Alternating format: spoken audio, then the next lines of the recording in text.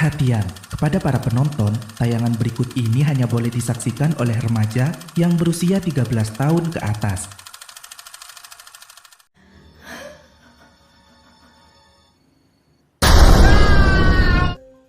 Halo semua, apakah kalian menyukai toilet? Hari ini, aku mau meringkat sebuah film berjudul Toilet 105. Waduh, banyak amat. Di mana ya kira-kira itu? Film ini dirilis pada tahun 2010 dan disutradarai oleh Hartawan Triguna. Daripada penasaran ada apa kira-kira di dalam toilet dan apakah benar toiletnya berjumlah 105? Yuk langsung aja kita mulai.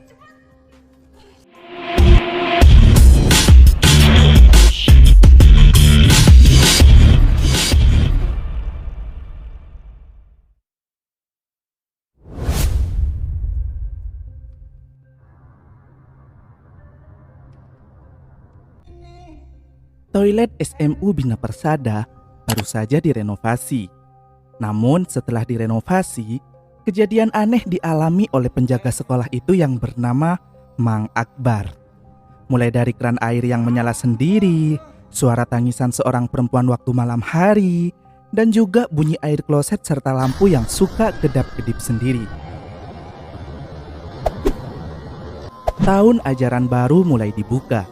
Semua siswa tampak riang gembira di hari pertama masuk sekolah. Kemudian seorang siswi baru pindahan dari Perancis bernama Marsha mencuri perhatian seisi sekolah termasuk Pak Wahyu, guru favorit di sekolah yang suka memberi pelajaran tambahan bagi siswa baru.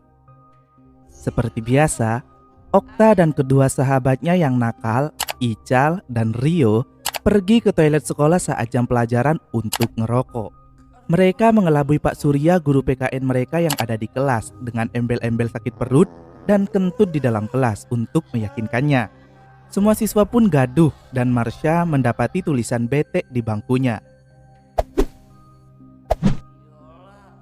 Okta, Rian, dan Ical mulai membandingkan Marsha dengan Viola, siswi paling populer di sekolah. Saat kedua sahabatnya masuk ke kelas, Okta yang lagi boker melihat penampakan potongan tangan.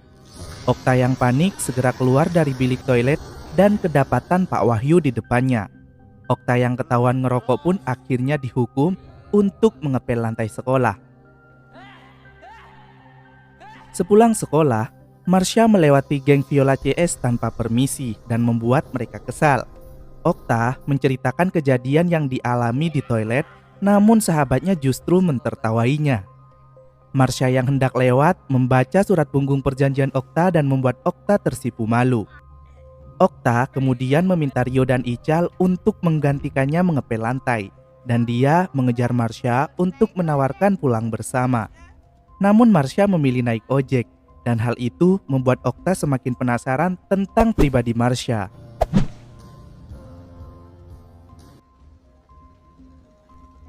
Di kafe, Marsha yang lagi sendirian dihampiri Okta. Marsha pun hendak pergi karena risih. Kemudian Okta melihat bandrol harga yang masih nempel di celana Marsha, membuat Marsha berterima kasih dan mengurungkan niatnya untuk menjauh dari Okta. Viola CS yang melihat Marsha dan gebetannya berduaan jadi semakin kesal. Keesokan paginya, Viola CS atau disingkat VCS melabrak Marsha di toilet sekolah. Mereka membuang sepatu Marsha ke toilet, merobek bajunya, dan mengacak-ngacak tas Marsha. Setelah Viola CS pergi, Marsha mendengar suara wanita minta tolong.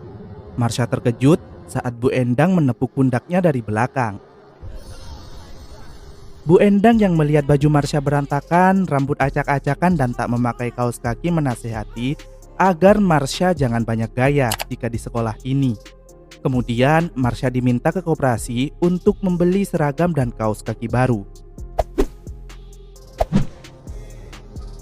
Di dalam kelas, Marsha melempar Viola dengan pensil. Kemudian dia mendapati tulisan lagi di meja, "Gue bete banget." Marsha pun membalas dengan menuliskan, "Aku juga," menggunakan tip X. Ical dan Rio melihat adik kelasnya olahraga. Mereka berdua kemudian pergi ke toilet cewek dengan maksud mengintip para cewek itu ganti baju. Mereka meletakkan tulisan toilet rusak di salah satu bilik dan semuanya berjalan mulus seperti yang mereka harapkan. Rio melihat adik kelasnya ganti baju dari atas bilik, kemudian setelah giliran Ical yang mengintip, tiba-tiba sosok kepala menyeramkan muncul di hadapannya yang membuat Ical terjatuh menimpa Rio yang ada di bawahnya. Potongan tangan pun menggerayangi kaki Ical. Mereka akhirnya keluar usai menciptakan kegaduhan bagi cewek-cewek yang akan ganti baju. Ical menceritakan kejadian yang baru saja dia alami di toilet.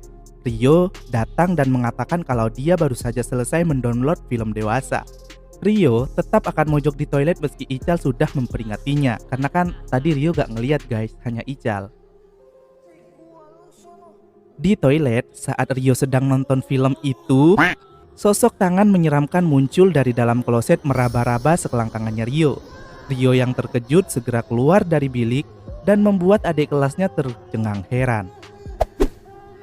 Pulang sekolah, Marsha menemui Pak Wahyu.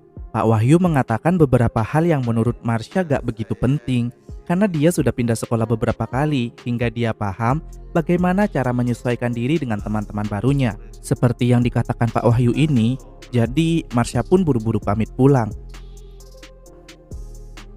Okta, Rio, dan Ical saling bercerita kejadian yang mereka alami. Mereka mengira jika toilet itu gak diselamati sebelum direnovasi, karena sebelumnya toilet sekolah baik-baik saja.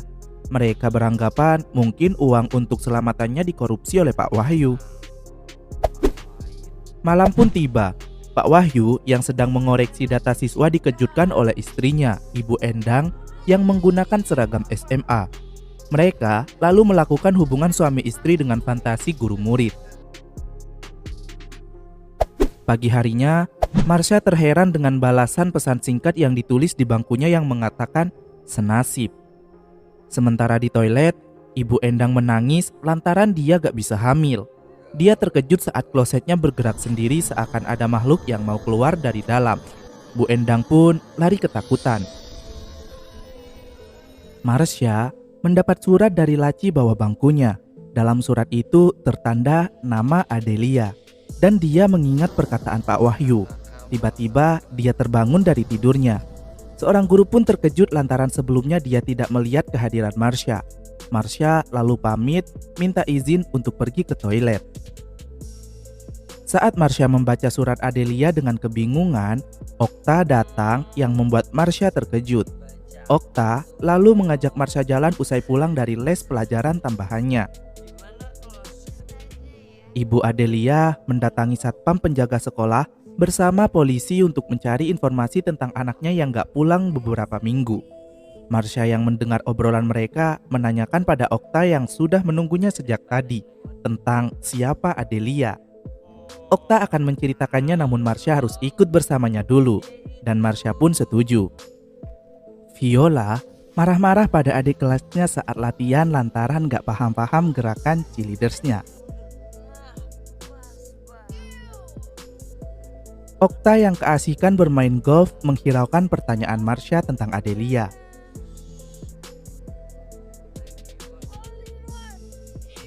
Usai melatih tim cheerleaders, Viola CS lalu bergosip di toilet tentang Marsha, Okta, Pak Wahyu dan juga Bu Endang. Mereka terkejut saat mendengar bunyi air kloset dari salah satu bilik. Seorang perempuan keluar dan dia adalah hantu toilet yang menyerupai wajahnya Marsha. Saat Viola membalikkan badan Marsha, wajahnya berubah menjadi sosok menyeramkan. Viola CS pun teriak ketakutan. Okta menceritakan tentang Adelia pada Marsha. Okta bilang jika Adelia senasib sama Marsha, yaitu sama-sama anak baru di kelas 3. Marsha pamit ke toilet dan saat di toilet, dia merasa ada yang memperhatikan. Dia pun segera keluar dan mengajak Okta pulang. Tengah malam, di rumahnya, Marsha terbangun dari tidurnya dan pergi ke toilet. Keanehan muncul karena tiba-tiba Marsha sudah tertidur di dalam kelas. Teman sebangkunya heran dan mengira jika Marsha begadang semalaman di sekolah. Karena pagi-pagi sekali Marsha sudah ada di kelas. Marsha pun pergi ke toilet dan menghiraukan pertanyaan temannya lantaran mendapati sebuah kalung di tangannya. Di toilet, Viola CS menceritakan kejadian yang mereka alami kemarin sore pada Ibu Endang. Viola CS langsung teriak saat melihat kedatangan Marsha dan segera pergi dari toilet karena takut. Di bilik toilet, Marsha kebingungan melihat kalung bertuliskan Adelia yang dia dapat. Marsha pergi ke perpustakaan untuk mencari informasi tentang Adelia melalui buku tahunan alumni sekolah. Dia lalu mendapati alamat rumahnya dan mencatat di HP-nya. Marsha pun segera pergi dan terkejut dengan kehadiran Okta di belakangnya. Marsha lalu meminta Okta untuk mengantarkannya ke rumah Adelia. Okta meminta Rio dan Ical untuk menunggu di sekolah sampai mereka kembali. Di mobil, Okta dan Marsha saling berseteru perihal Adelia. Marsha beranggapan jika Adelia dibunuh oleh Pak Wahyu, sementara Okta berpikir jika mungkin Adelia kabur dari rumah setelah lulus. Setibanya di rumah Adelia, ibunya Adelia menceritakan tentang anaknya pada Marsha dan Okta.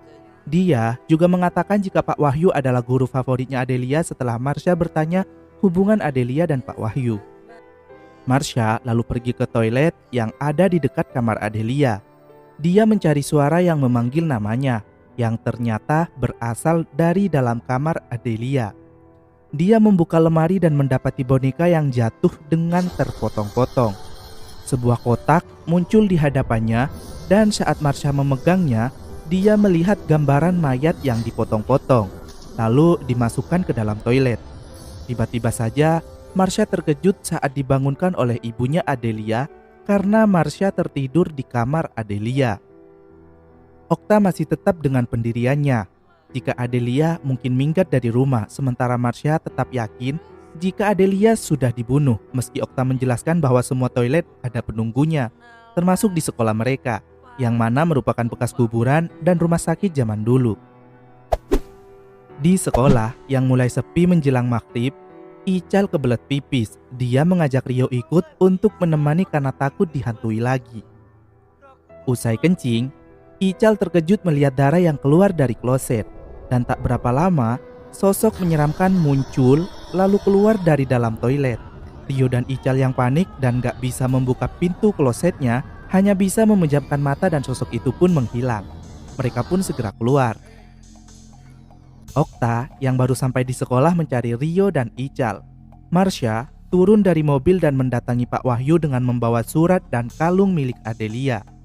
Bu Endang memperhatikan Marsha saat masuk ke ruangan Pak Wahyu. Pak Wahyu mengatakan gak tahu apa-apa tentang surat itu.